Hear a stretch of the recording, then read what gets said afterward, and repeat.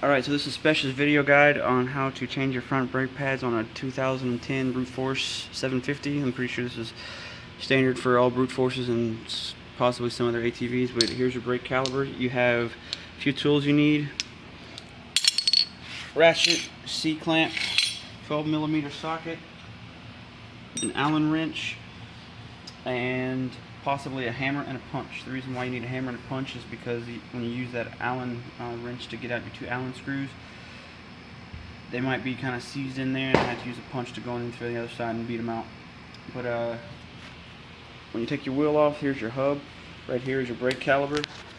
You got two bolts on the back side that go in, and when you take those two bolts out, it's if you look on the back side, they're very easy to see. And then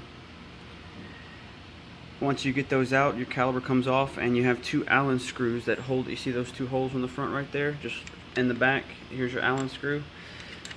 It just slides in, and then once it's in, you just tighten it up. And then when you're taking it off, I had to use a hammer. So I would recommend probably taking your Allen screws out before you take your caliper off, because it's a pain in the ass. And once you get those Allen screws out, your brake pads should come out. I had to pry mine on the left side. On the right side, they came right out. And on the left side, there was so much mud and dirt in it that I had to pry it out with my punch that I had. And once you here's the so let me see, get the old brake pads.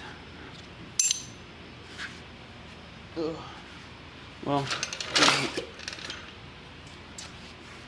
Well, I have one of them, but they're pretty easy to put in. Once you take your caliper off, you have two bushing looking things in there, and you have to use your old brake pad, and you push up against it with here's the other piece too.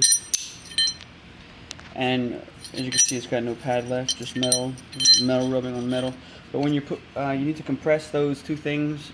That way, when you push your brake cable, it pushes your brake pads together to be able to stop your rotor from moving.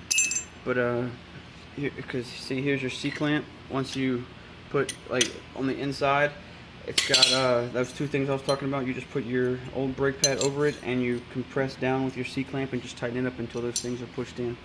And then once those are pushed in, you can put your new brake pads in, and then put your caliper back.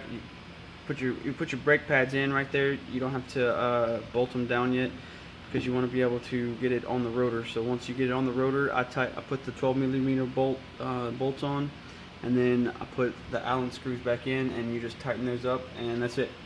If you have any questions, comment, and please subscribe. Thanks.